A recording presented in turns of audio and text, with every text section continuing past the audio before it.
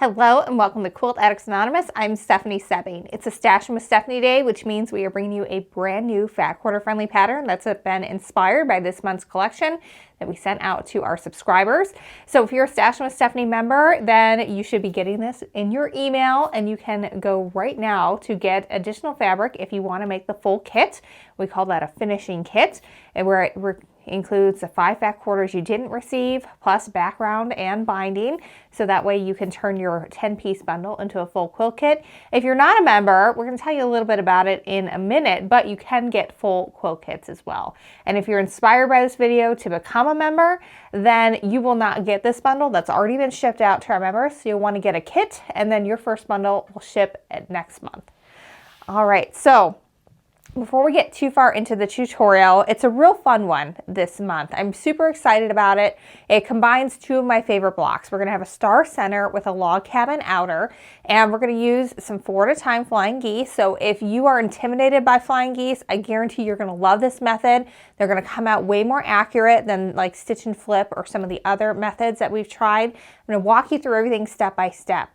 We're also going to use the Marti Michell method for cutting our log cabin strips, which means that essentially we're going to be cutting along the length of the fabric instead of the width of the fabric. The length of the fabric isn't as stretchy, so it makes it a lot easier to have a log cabin block that turns out the correct size in the end, as opposed to a little wonky. So we're going to learn all that in today's tutorial. You can just grab the pattern if you want. You can get a kit as well, or you can join the club and get 25% off your kit with that second purchase. So let's take a quick peek at this month's fabric, and we'll talk a little bit about Stashin, and then we'll get into the meat of the tutorial.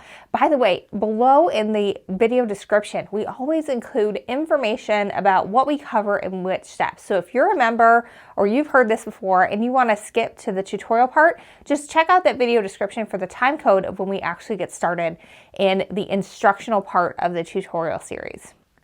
So this month's collection is called Martha by Andrea Patton for FIGO Fabrics. I love FIGO. They are the modern division of Northcott Fabrics, which is very well known, but they always are coming up with new fun designs that are very modern and contemporary, and they really pay attention to the colors that are trending in home decor. So you're going to have something that a lot of times we fall in love with fabric, but then it like doesn't match anything that's current that you can like get at the home section in Target. This will, and so it's really pretty. It's really gorgeous.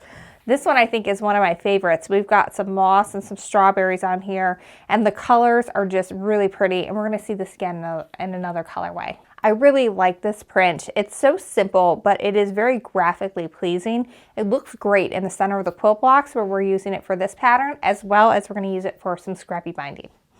I love this kind of taupe, very natural background with the mustard yellow print of the floral. It really is very pretty. This is the same print, but with more of a grayish background.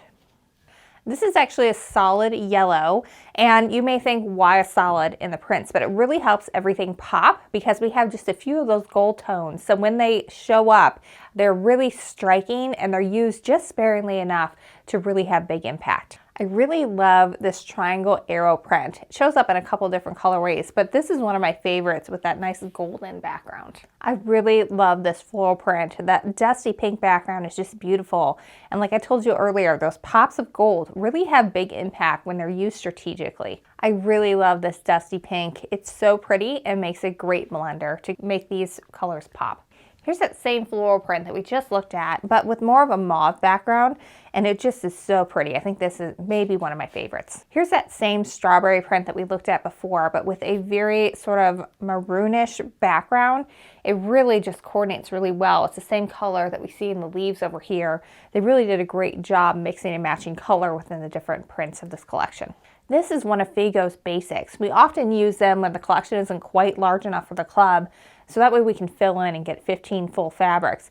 I'm using this one for my star points because it's very dark, and so it stands out really well against our medium value background, but it also has a very understated print, so it's going to work well small. Now we're into my favorite colorway of all time, and that's the teal family. This is the same print that we saw earlier in that dusty pink, and it is in sort of a light teal in this one. Here we have the arrow print again. Here is that basic again, this time in that really deep teal almost green. And I use this as well for my star points. Now we're going to wrap up with that floral print that I've just been loving, this time with a deep teal background. When you join Stashin with Stephanie, we send you 10 fat quarters for $29.99 a month plus shipping. You also get a pattern each month that's been inspired by this month's collection. That's what this video is about. And you get access to download any of the PDFs that we have created for the Stashin with Stephanie Club in the past. We've been doing this for 4 years. It's a lot of patterns. It's over a $200 value. And many of those patterns have since ended up in any of my 2 Fat Quarter books, which you get an exclusive 30% discount on. That's for Fat Quarter Workshop and Fat Quarter Patchwork Quilts. And those each have 10 patterns that were originally part of the club and are now only available in the book, plus 2 exclusives that were never published anywhere else. Now you also get first dibs on getting additional fabric, and let me tell you, that is a big deal because we do sell out, and our Stashin with Stephanie members get first access to get additional fabrics. That's because, well, 10 fat quarters is about 2.5 yards of fabric. Well, it's exactly 2.5 yards of fabric. That's not quite enough to make an entire quilt unless you're making a very small quilt. And most of our patterns have multiple sizes in them. So if you want to just go with the 10 fat quarters and make the smaller size, you certainly can do that. You can do a completely different project. You can just keep it in your stash for when you're inspired to do something else with it someday. It's up to you. You never have to do the project that we put out there. But if you really love it, you fall in love with it, we have what's called a finishing kit for our subscribers.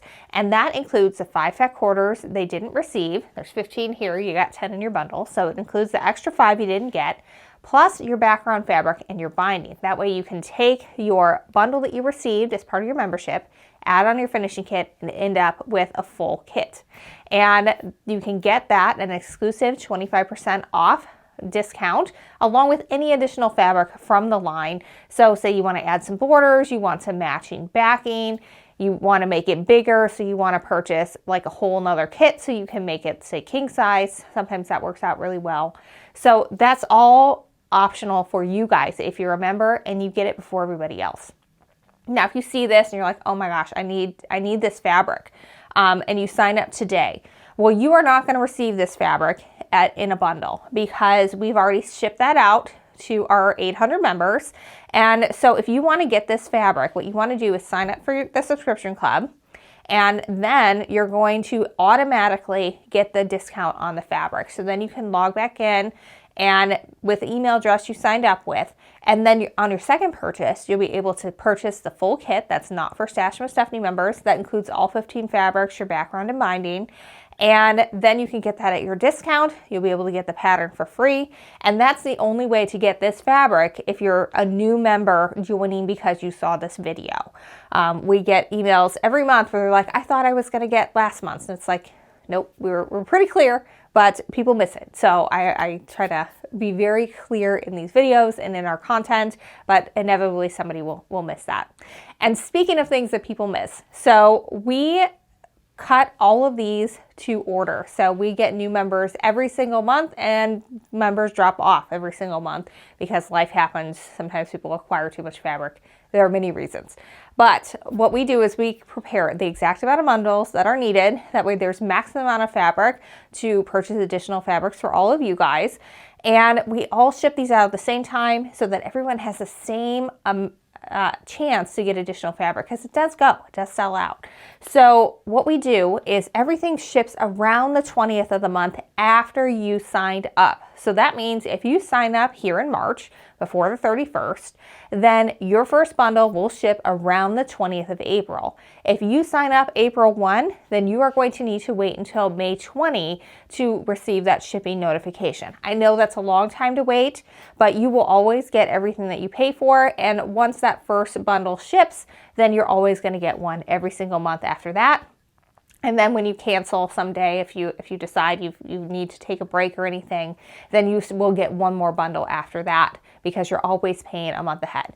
That is something that people miss every single month, and then people are upset, and it's because you didn't take the time to listen to the video or read the many emails that we send you afterwards explaining the details of the program and how to get your free patterns and all that good stuff. So just take a minute to read the email that we send you after you sign up and read the product description, and you will have your expectations set from the beginning, and you'll know what is coming and when, and you will be happy and excited, and it will be a good experience rather than a bad one because you did not pay attention at this point in the video. So, okay, we're gonna now get into the meat of the tutorial. We're gonna start with some 4-at-a-time flying geese. All right, so if flying geese is something that you've struggled with, we're going to do the 4-at-a-time flying geese method. I'm going to show you all my tips and tricks to make sure that they turn out the exact size they're supposed to be. When I was trimming these down, I had 96 to trim down. Every single one of them was the size it needed to be when it was all done. I didn't have any that were too small. Everything trimmed down really nicely. So follow this. And it may also take a bit of practice. You might want to do this with some scrap fabric before you do all of them for your quilt. And that will make your life a little easier if something does go not quite right, if this is your first time doing this method. So for this quilt, we are using a medium scale background. Every once in a while, you guys will make requests for that. So we're trying to fulfill that for you this month. It was a challenge for me from a design perspective because I had to make sure that I was separating the light value prints from the medium so that everything would stand out really well. And also we have a couple of medium value prints and that those were really separated as well from this. So you'll see how that kind of comes together when we get a little bit further ahead in the block, but it was a fun challenge for me to work with. So this is our background square, and it is 1¼ inches larger than our finished length of our block. So, and then our flying geese, what will be our points, they're going to be 7/8 of an inch larger than the height, so the short side. Now, this has to be exact. So step number 1 is cutting everything properly. Take your time, do a good job at that step, because if you mess it up, then you're going to have a hard time making things work later. And I know it can be hard to measure to that 1/8 of an inch. Just take your time, it'll be okay. Now for this one, I'm only using 2 fabrics for this. I picked my 2 darkest, and I also picked the smallest scale fabrics, so that way it will work good on a small scale, because these are going to be kind of small when we're done. This is going to be our center star. The star itself is not small, but the little bitty bits are. But it doesn't feel so bad because of the way that we put everything together. All right, so I want to have in the finished star, one side of the triangle, the little triangle, the little geese wing, to be green, and the other side to be this maroon color. So I'm going to move these out of the way, and we're just going to start with just 2 of the same color, because eventually this is going to come apart. Another name for this is no waste flying geese. So essentially half of one of these is going to be in one flying geese, and the other is going to be in another, and that may make no sense right now, and that's okay. All right, so I'm turning this on its side, and I've already drawn a line. It's kind of be hard to see because it is a very dark background or piece here, but I've drawn a line from corner to corner on that point. You want to make sure that you are drawing right into the point of that, because if you're not, if you're off a little bit, I've taught this enough in person to know that people follow the line instead of aiming for the point, because we want to make sure that we are right dead center with this. Otherwise, one side of our flying geese is going to end up larger than the other, and then that's when you have problems where things are too small. So when you're first getting started, you can pin this. I don't, because I have done so many of them. But if that makes you feel better, especially when you're getting started, if this is your first time doing this technique, then by all means, please pin. So what we're going to do is we're going to line up our point so that the point is even with the tip up top here. And I'm going to go ahead and put a little pin going across that point. The reason why I'm doing it here is I want to make sure that this corner stays right on top of each other, because if that shifts, that's going to mess with the final size. And if I'm pinning way out in no man's land over here, that's not really pinning where it matters. You'll hear me say that several times when we talk about accurate piecing. You want to pin where you're going to be stitching. So we're going to be stitching down the side here and back up here. And if I'm pinning way out here, that allows this to move a lot, and then we don't have the accurate piecing that we're going for. Okay, so now I'm going to do the same thing on the bottom. I'm going to line up my corner with that bottom piece there. And I'll put another pin in down here as well. Still going across. Now, when I'm just doing this, you know, I just am laying them out as I sew. We can actually see a little bit of the video of that I took while I was filming and fast forward, so you can kind of see what that looks like because I chain stitch everything. Now this might be, I think you can kind of see it on camera. Right now, my line is going straight across as it should be.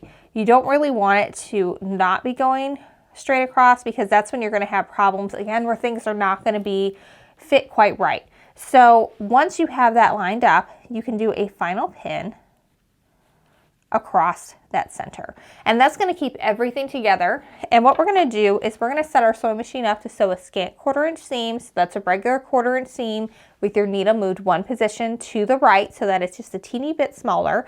On my machine, that's a 6.0 stitch, and that works out really well. And once I have that already in the 1/4 inch stitch. And then normally when we're sewing, you know, we've got our presser foot lined up with the edge here, but what we're going to do is pretend like this line is the edge of our fabric. So instead we're going to line it up with that line, so our scant 1/4 inch seam down both sides of it, and then we have the accuracy that we need to be able to have our geese turn out the correct size. All right, let's get sewing. All right, so here I am just stitching down. Make sure to keep that presser foot nice and even with the side of that line that I've drawn. Don't want to sew over your pins, so do make sure you remove those.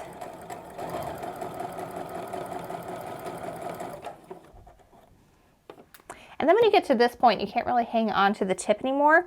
Put your finger to the side, and that'll help you stay straight going down there, because sometimes the fit issue you have at the end is that you just didn't maintain your 1/4 inch seam all the way to the end. So you end up with like a smiley or a frowny face, depending on, you know, how you're looking at it. And then you just didn't have that straight seam all the way to the corner. All right, so you can chain piece these and just feed others through when you're done. But when you're all done, you're just gonna lift that presser foot up. No need to even cut those threads. And this time we're gonna line up the edge of the presser foot and sew with that line and sew down the other side. All right, it's time for a quality check. What you wanna do is take your ruler and lay it over the seam. And you want your seam distance between your two to be a 1/2 inch or less. You don't want to be smaller than 3/8 of an inch. That's too tiny, but ideally somewhere between 1/2 inch and 3/8 of an inch is perfect. I'm just like one needle width shy of a 1/2 inch, which is absolutely perfect. If you're over 1/2 inch, that means your flying geese are going to be too large, and you're going to have to pick that out and start over again, or you're just going to be sad when you're trying to trim everything down and sew your blocks together. So this is why it might be a good idea, if you haven't done this technique before, or maybe it's been a while, to do this with some practice scrap piece before you do it with the real deal, because then you can get it down with the scrap first. All right, so now what I'm going to do is line that ruler up on the line that I've drawn, and I'm just going to cut across it. Now, it doesn't matter if you are perfectly on that line because we already have the accuracy from sewing, but you don't want your seam to be too skinny either. Anything less than 1/8 of an inch puts you at risk of having that seam pop open with use, or even just when you're putting it on the long arm to sew. All right, so now we're gonna press these open. I have used this method for a very long time, but when I really started having really fabulous results with it is when I started pressing my seams open instead of to the side. And when you press your seams open, you have an even distribution of fabric on both sides of that seam. When you're pressing them to the side, it means that just the teeniest bit of fabric is taken up in that fold. And since it's being folded to the geese, which is often the part that ends up being too tiny, then you're gonna have a problem potentially later on. So I highly, highly recommend pressing it open. The quilt police will tell you that this is not good, that your seams are gonna come apart, but they will not. Garment sewers press their seams open all the time, and there is not an issue with it. And even quilting, like, you can stitch right next to this seam. I do it all the time, and everything will stay. Everything will be just fine. You will not compromise that seam. I've got more than 100 quilts behind me that have all been sewn like this, and I have never, ever had a problem. So take that for what you will.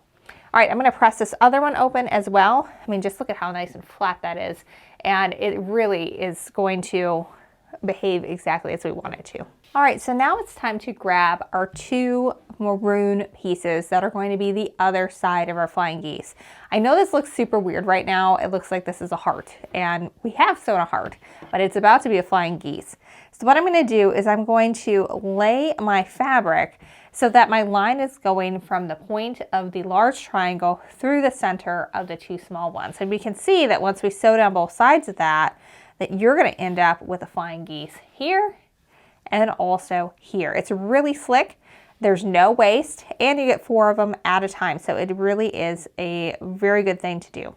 All right, so if you want to pin this, you can. This is 100% something where I will just stack up all my pieces as I'm at the iron, and then I'll have all of these pieces ready to go, and I will just grab and go as I'm sewing. Again, if you're doing it for the first time, go ahead and take the time and pin just until you get used to it.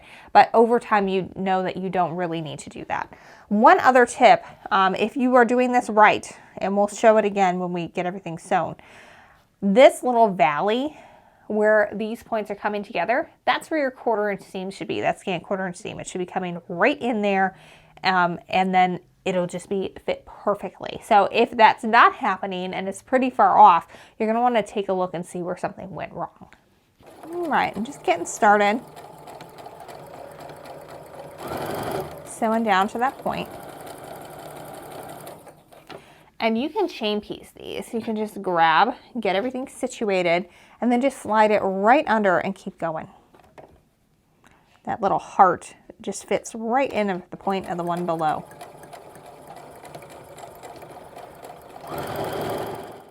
All right, so we're going to turn that around, and we're just going to go down the other side.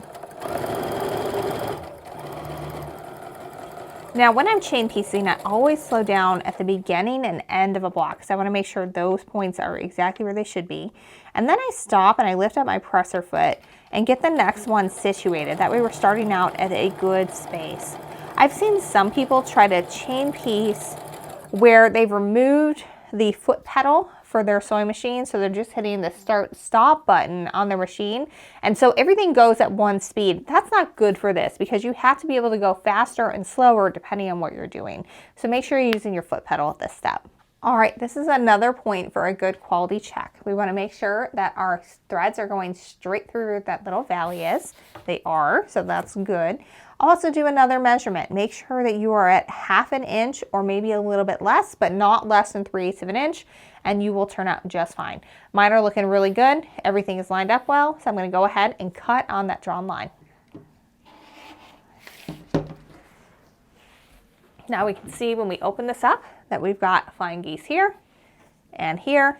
And once I cut my second one, I will have my 4 at a time. I'm also going to press these open. I like to start at the outside point of the triangle, as then I'm not going to be crossing over this part and risk accidentally pressing something in a direction I don't want it to go. I always press when I'm pressing open from 2 sides. So when I'm pressing here, I'll start on that seam and then I'll just put my iron over the entire piece and just leave it there for a second just to get it super, super flat. It helps when we're sewing our block together to have this back seam be as perfect as possible. And we can see where all of our seams are coming together too, where that point is. It's really going to help when we're sewing our star block together, is we'll be able to get perfect points there as well. All right, we've got one more step that's absolutely critical, and that's trimming this to size. Now, even though the math works out that this should be exactly the size it should be, we're talking about fabric. And fabric moves, and fabric gets a little out of place sometimes. It can stretch when you're pressing. And plus, we have all these dog ears, and it's just best to just take the time, even if you're just getting slivers off. It's going to make such a big difference when you're putting your block together and in the final bit to have it end up the size it's supposed to be. All right, so I need to trim this down to 2 inches tall by 3 inches wide. We can see this is almost exactly where it needs to be. So that is absolutely perfect. And our point should be about 1/4 inch away from the edge. So this has just turned out absolutely fabulous. And this is really how like almost all of mine turned out. And so what we're going to do is we're just going to trim on this side and the top to get a teeny bit off the top there. Not much. And then we're going to flip it around, and since we've already trimmed those two to get them nice and square, we're going to line that up now exactly with the 3 inch and the 2 inch on the bottom here. And then this is a really important tip. So if you're using your 6.5 inch square ruler, you're going to have a 45-degree line that's going to go straight out on that seam. That's going to help you make sure that you have a point going right where the point should be. Otherwise, just kind of pay attention, because in this case, the point is going right where the edge of the ruler meets 3.5 inches, which is exactly where we should be. So you can see we didn't take that much off, but when you look at it side by side to one that hasn't been trimmed yet, you can see a marked difference at how good this looks compared to this one. And let me tell you, this is going to be way easier to sew into a block. So I know it takes a little bit of time. It took me about an hour to do all of them for the lap size quilt, but it is so worth it in the way things come together in the end. All right, I'm going to trim the rest of these, and then we're ready to assemble our star block. I'm just going to say one more thing before we move on, and that's, I know there's so many fancy rulers out there on the market that can help you make different triangle units. But in our triangle masterclass, which you can watch for free, and there is a paid pattern that you can do if you want to do the quilt that we designed to practice everything with, we just use a 6.5 inch square ruler.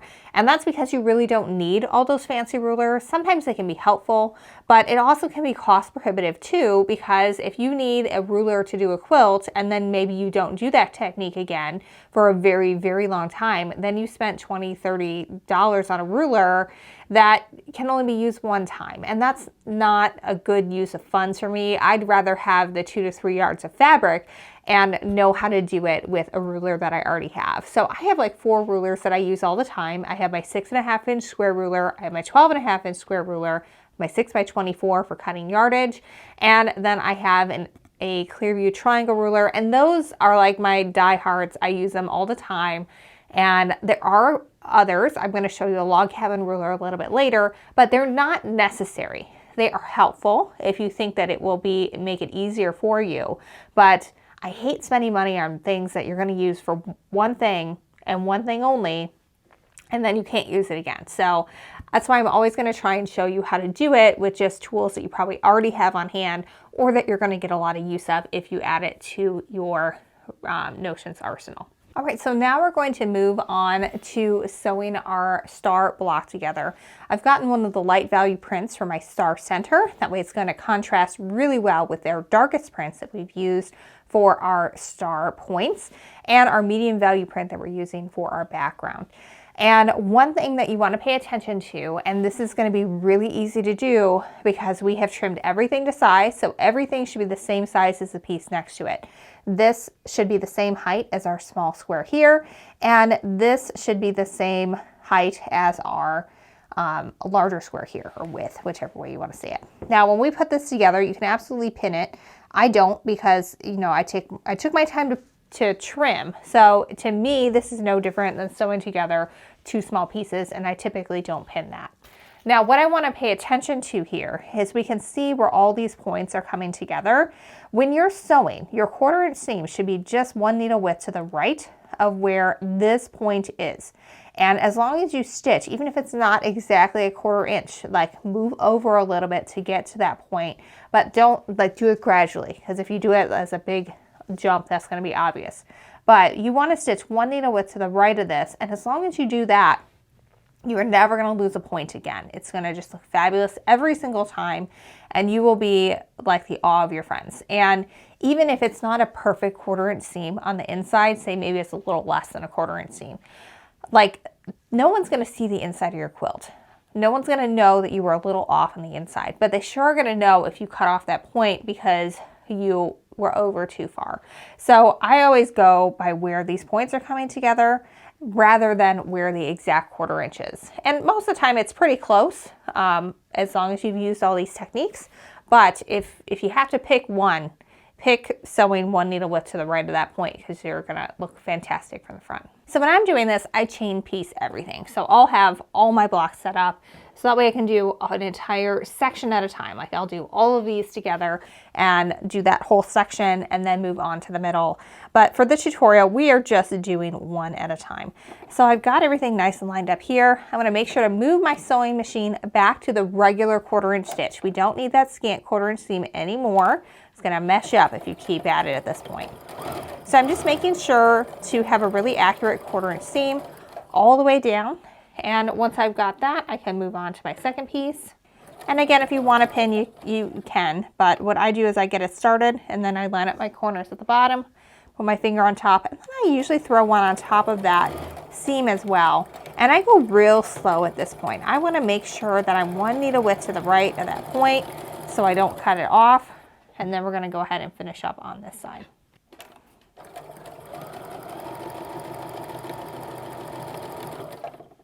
Now I've got everything laid out and I've got it back in the position. Everything's looking good. And I'm making sure that my points are where they should be, but I'm not going to press it yet. I wait to do that until the very end because that saves some time.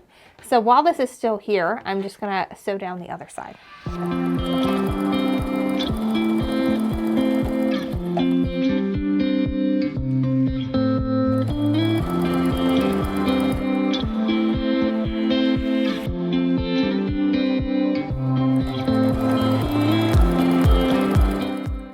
Before I press these open, I'm going to show you the stitching lines so you can see really clearly what I mean about stitching one needle width to the right of where that point is. So when I open this up, it's going to be absolutely perfect. I mean, look at that. You cannot ask for any better points than that. And this one, you can kind of see that I kind of had to jog in a little bit because it wasn't quite a 1/4 inch. But because I did that and it's a little smaller on the inside, we're going to have a perfect point where it matters, where we can see it. So I do that all the time. It's okay. The quilt police will never know. It's fine. Go ahead and do it. Have perfect points. So I'm going to press these points open, or these seams open as well. You do want to be careful because we have a lot going on here with our flying geese. And you just want to make sure that you're not accidentally pressing any of those seams in the wrong direction. Now when I'm all done, just like before when I finish my flying geese, I'll just go ahead and let that iron sit on there for a minute and get it nice and flat. I found with these flying geese rows that they're easier to not press any of these seams going in the wrong direction if you start on the pointy side because the iron just has less to get in the way of. Now at this point we want to pin these guys right sides together and we're just going to flip them, and because we press the seams open and we're dealing with very dark pieces, it's going to be really easy to tell what's going to the right and what's going to the left. So you can line that seam right on top of each other, and then I always pin in the right side of the seam allowance. That's because when we're sewing, we're going to stitch here, then we can stop with our needle down in the first half of that seam allowance, and that needle will kind of act like a pin, so we can remove this and then keep on going. I'm going to do that for the other side on this other seam, and then since the center row is larger than the outside rows, I can actually pin that bottom on right now too and save myself a little bit of time. When I was working on this to start with, we have all kinds of shipping delays that we deal with, and it took 2 weeks from the point when it was shipped to us to when it actually arrived. And so I had about 4 days to get this entire quilt from start to finish. So on day 1, I was able to get from just having everything cut and nothing sewn to all my stars together in the first row of log cabins on for 24 blocks. So that's really good. And I did that in about 8 to 9 hours of sewing. And it's because I chain piece and I use methods like this where I take my time on certain steps, like the trimming and making sure everything is perfect. That way I'm not struggling at this step to make stuff go together and getting frustrated because I'm having to rip and do different things. I'm able to just have it be right the first time. So I encourage you to take some of these tips, chain piece as much as you can, and you too can make more quilts in less time. All right, so I came to that first seam. I've got my needle down in the seam allowance so I can remove that first pin safely and know that everything's going to stay where I want it to. At this point, I do any adjustments to make sure that that center seam is nice and even. And again, I'm sewing with that flying geese up so that way I can sew just to the right of where that point is to make sure I don't lose it when the final block comes together.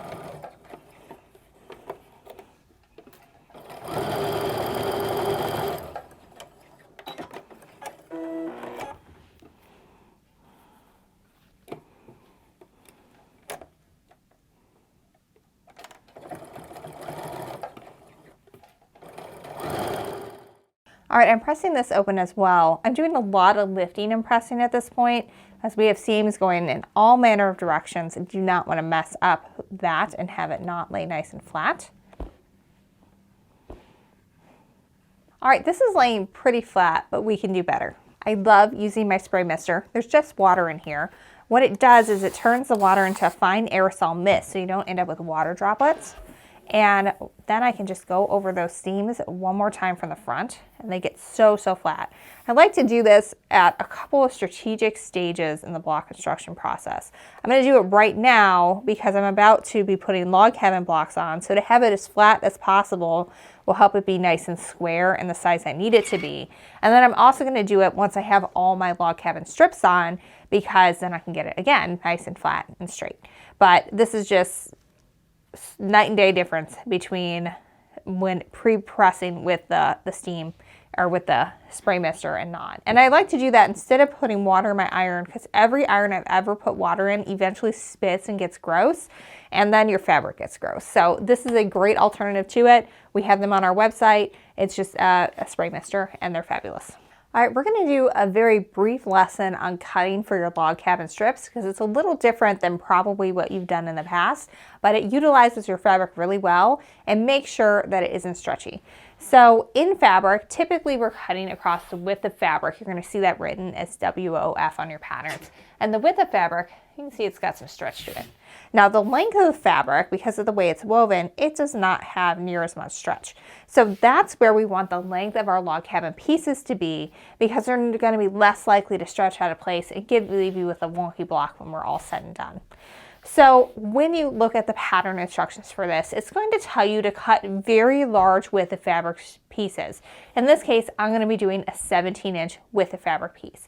So I've got this laid out so that it's hanging past the 0-inch mark on my mat and hanging past the 17-inch mark on my mat. Just to note, this fat quarter is cut to about 18.5 inches. In some cases, we even cut to 18.75, because occasionally fabric gets rolled on the bolt crooked, and we want to make sure you've got enough straight stuff to work with, so that way you don't have to cut cockeyed. So I don't know anyone else in the industry that does that, but we always would rather give you a little bit more, so you definitely have enough, than have a piece that's 18 inches from side to side, but that side is very crooked, so when you're trying to go up and down, you don't get as much as you need. So we always give you a little extra to account for that. All right, so I'm going to take my ruler, and I'm lining it up on the bottom at 17 and the top at 17. And then I'm just going to cut straight across. And you do need to have a larger mat. I recommend for home use the 18 by 24s. They are perfect. They'll get you pretty much everything you need. All right, so we got that cut. I'm going to do the same thing on the other side. And actually, since this mat is small enough, I'm just going to turn the whole thing around. If you have room for a 24 by 36, that is fabulous. That's what we work on at the shop. But 18 by 24 is what I have when I'm sewing at my house. All right, so I'm going to turn this sideways here. Let's turn it one more time, because I've got my ones going up this way. So it's 1, 2, 3, 4. So now I'm going to line this up again across here. So that way I need to have at least 21 inches, because I need to be able to get 14 strips from this, and 14 times 1.5 is 21. So you have to kind of pay attention to that. So I've got my selvage hanging out past the 0, 21. I've got a little bit of fabric beyond that. So now I'm going to cut every 1.5 inches, again using that mat to measure. That way I can cut it very quickly and efficiently. And you're just lining up below and above to get where you need to be. And then without moving any fabric, you're just going to lift your ruler up and slide it down to the next position that you need to cut. So in this case, it's going to be 3. It's 1.5 plus 1.5 is 3. And now we've got 4.5 and so on.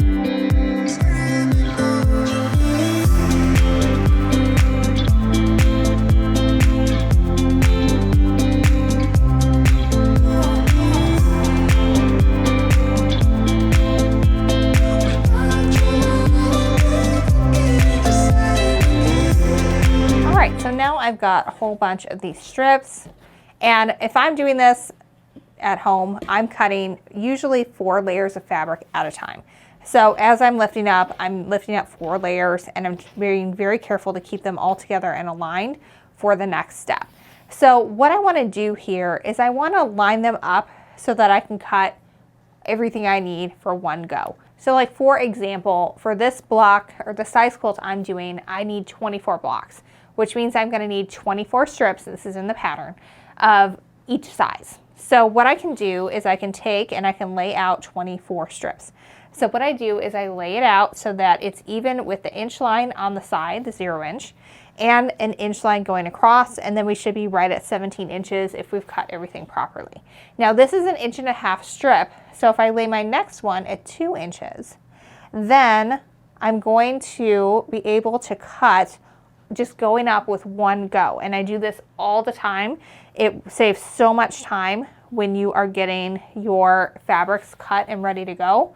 I was able to cut all the fabrics for this quilt in probably like 2 hours for an entire twin size or a large lap quilt. It's really nice and easy. So now the way we have this figured out in your pattern is you're going to cut one size, and it's also going to give you a second size that you need. This is the genius of this Marti Michell method. It's really awesome. So let's say, okay, I'm going to cut my 6.5 inch strip here. So I'm lining up with the 6.5 inch mark on the ruler, both at the top and bottom there. And then I can just cut right across. And so that gives me a perfect 6.5 inch strip on this side. And then on this side, I believe I'm going to get a 10.5. Yep, perfect 10.5 inch strip. So this gives me 2 of the size strips that I need. They're the exact size we need. We've cut it along the length of the fabric, so that way it's going to be less stretchy and our block is going to stay the right size. And you're good to go. Now, if this is like mind blown, not ready for that yet, this is one of those instances where there is a ruler that can help. And I just want to show you this method so that you know that you don't have to go out and buy this ruler. You could certainly cut everything individually without it.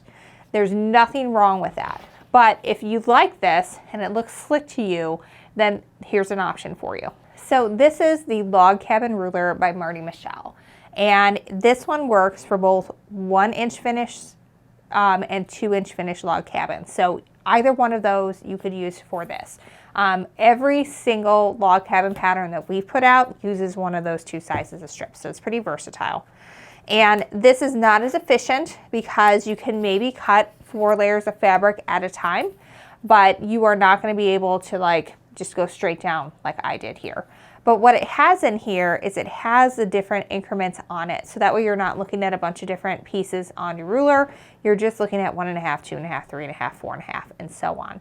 And then on the other side, you have, because it's 2 inch, 2.5, 4.5, 6.5, and so on. So what I'm going to do here, I'm going to do the exact same cut. I'm lining it up so that the 6.5 is right here. And that way I can just have that lined up. I can give that a cut. And then when I measure on this side, I can see I've still got that same 10.5. So same results, just a different tool. Maybe it might be a little easier for you, but it's certainly not something you have to have. But if it's something that you think might be helpful to you and make things simpler and easy to understand, this is a good one to have in your arsenal. This is like, you know, I said I have 5 rulers that I use all the time. This is the 5th one that I'm like, if you have a little bit extra money and you like doing log cabins, specifically with 1 inch and 2 inch finish with strips, this is a good one to add to your ruler collection because you can use it again anytime you do another log cabin in that size. It works with any pattern that works with that. It doesn't have to be mine or Marti Michelle's. You can use it to cut those strips. So, and even like last month or 2 months ago when we did Burst Revisited, you could have used this ruler to cut those strips down for that too. And this would have worked just fine. So good options for you to think about if you like doing those log cabins. All right, so now we're on to the log cabin part of the tutorial. We've covered cutting. You should be good to go there. What I recommend doing is stacking everything out. This is what I do when I do it because it's really easy to accidentally change the orientation of where the log cabin starts. But if you stack everything out and you're able to just kind of leave it, that's going to be ideal for you.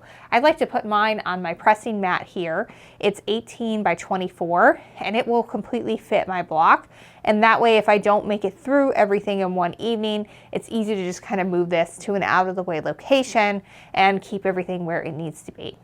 All right, so we're gonna start just by sewing our log cabin to our center star. And for this first round, I'm gonna sew with the block on top. That way I can see where these points are. And again, we can sew just one needle width to the right of those points so we don't lose them.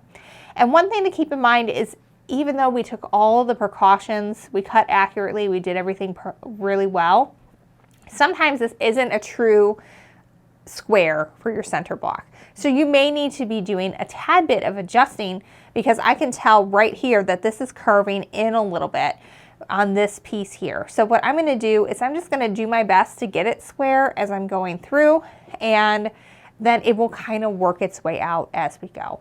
So I'm just going to start by sewing this here, and then we're going to press, and then we're going to just work our way around, going around in that. It's not a circle, but you get the point. We're going round and round and round until we get done with everything. Now again, you could pin this, and I often do when I get to the larger sizes, but for this first one, it's not that big yet, and everything should be the right size at this point. If it's not, you need to do some investigating, figure out where you went wrong. Did you cut your strips to the wrong length? Is your star not the right size? Are all those seams 1/4 inch seams? Now's the time to figure that out.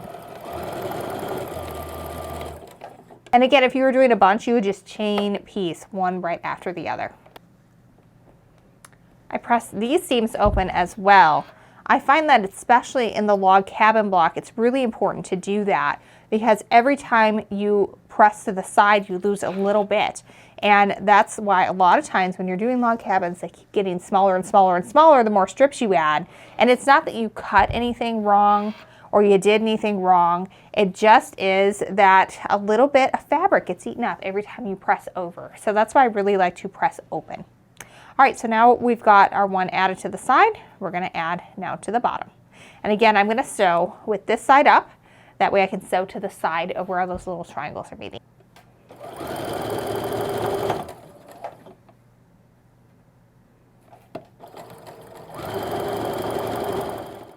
I always like to lay the blocks back in place in between sewing. That way I can make sure everything is in the right spot. I've got all my fat quarters on one side, all my backgrounds on another, and I'm really loving how this is turning out, because there is a real clear differentiation between the background and the fabrics here, because we split it up by color value. We're using our darkest and a few medium value prints in these log cabins, and once they go together, they're all going to kind of meld together and be all right. And then we've got our darkest prints surrounding the star and our lightest prints in the center. So we've really separated out by color value. That way we're able to have that medium value background and still have a defined pattern in our quilt block, because sometimes that can be hard to do. Things can kind of meld together when you get looking at it from a distance. But this is executed, I think, obviously I'm biased, but pretty well in this case. I'm pretty happy with how this has turned out, and I'm excited to see it finish.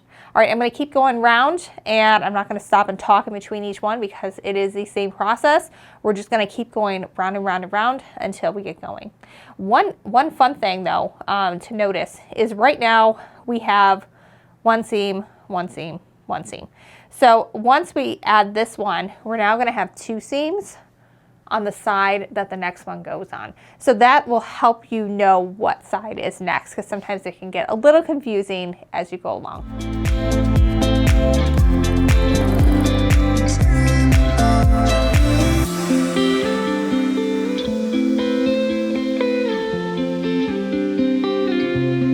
All right, I've got one more round to go around here, but I feel like it needs a really good press here because it's just kind of a lot of waves going on. So I'm going to hit the whole thing with my spray mister, and then I'm just going to work my way across from the bottom up, really pressing those seams flat, making sure that everything is flat. You can kind of feel it with your fingers. That way everything that we pressed in before stays where we want it to.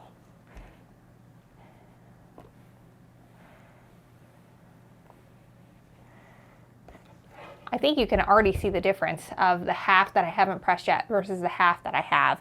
And it really just makes it a lot easier to sew when you get to these bigger strips when you're starting with a super flat point to start with.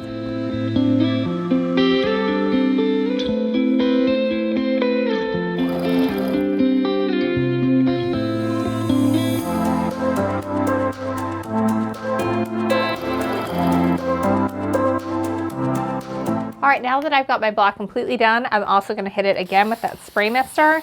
Just get the whole thing and work my way up again. And as I go, I kind of feel with my fingers, especially at these seam joints, to make sure that everything is flat underneath. And that way our block is going to lay nice and flat and be the size it's supposed to be when we get everything together later. I'm not as concerned in places that I've already pressed like this, as that should be pretty well where it needs to go. But anything new you want to pay close attention to. So here we have it. We have our final block in Seen Stars. So you can get the pattern from us over at shop.quiltaddictsanonymous.com. We have quilt kits while supplies last. And if this video has inspired you to join our Stashin with Stephanie subscription club, that's awesome. It's amazing. You're not going to receive this fabric. This bundle has already been shipped out to our members. So if you want to make this quilt and you want to have this fabric, then you're going to want to first join Stashin with Stephanie. Then once you have done that and you've completed your checkout, make a second purchase of this quilt kit and you'll get the discount of 25% off, and you can get the pattern for free, and you just need to be logged in with your email address that you used to sign up. So we get this question, I would say once or twice a month, of people who don't understand that this has already gone out. That's this month's bundle has already shipped. So if you really like this and you want to join, your first bundle is not going to ship until around the 20th of the month after you sign up. So if you really like this, grab a kit after you sign up. You can still get the discounts, you can still make it, and you will have all the things and be happy and be in love with this quilt the way I am. So check that out. Again, you get 10 fat quarters for $29.99 a month plus shipping. You get a free pattern inspired by the fabric. You can see how we designed this month's pattern specifically for this fabric. We've got our lightest prints in the center, plus as a scrappy binding. We have our darkest prints following that in our star points, so that there's clear definition between that and our medium value background. And then the rest of our dark and medium scale prints are going to be in our log cabin, so that there's clear differentiation between the log cabin of the fat quarter and the log cabin in the background. So it was a lot of fun. It was a challenge for me, and I like doing that. I like it when something isn't super straightforward. And you can see if you watch our design video of this that it isn't straightforward. I tried a couple of different things till we settled on this, and I'm really happy with how it turned out. You also get access to our entire catalog of Stashin with Stephanie patterns that we've released prior to this and that are still available as PDFs for free. It's over a $200 value. You get 30% off and exclusive discount on my 2 fat quarter books, Fat Quarter Workshop and Fat Quarter Patchwork Quilts. And then also you get first dibs on additional fabric like this. So we do sell out sometimes. We've been getting more fabric lately, but we definitely sell out, and specifically of prints that people really like this print here, probably not going to last super long. Other prints might be around for a little bit longer, but we do sell out. So that first dibs is really important. You get a 24-hour head start until you can get additional fabric and to turn your bundle into a quilt kit, and if you want, or just get additional fabric because you like it. All right, well, thank you so much for following along, and I just want to say one more time, because I can't say it enough, because there's always people who miss it. If you join by the 31st, if you're a new member, then your first bundle will ship around the 20th of April. If you wait until April 1st or later to join, then your first bundle is not going to ship until around the 20th of May. And we do that so that everybody has the same chance of getting additional fabric, and so that we know how many bundles we need to prepare. So it's super important that you understand that from the start. We communicate it really clearly in the videos, and then also in the email follow-ups that we send you and in the product description. But the number one issue that people have that they get mad about is waiting for that first bundle, and most of the time it's because they didn't listen to me talking about it here, or they didn't read their email, or they didn't read the product description. So just, understand it from the start, and then you can anticipate and look forward to receiving that first bundle when it's time, and then you can be excited when it does arrive. So thanks so much for following along. You can get all the things over on our website, shop.quiltaddictsanonymous.com, and until next time, happy quilting.